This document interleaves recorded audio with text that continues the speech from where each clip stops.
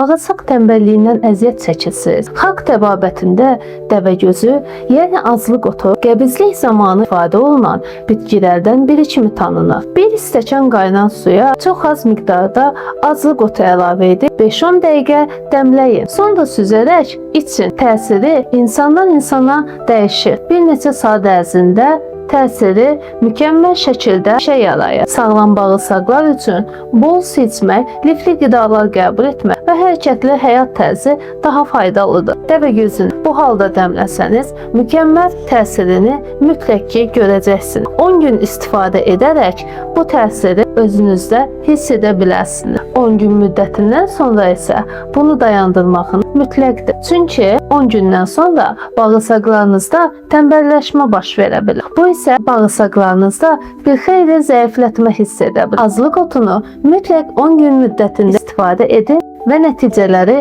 bizə mütləq şəkildə bildirin.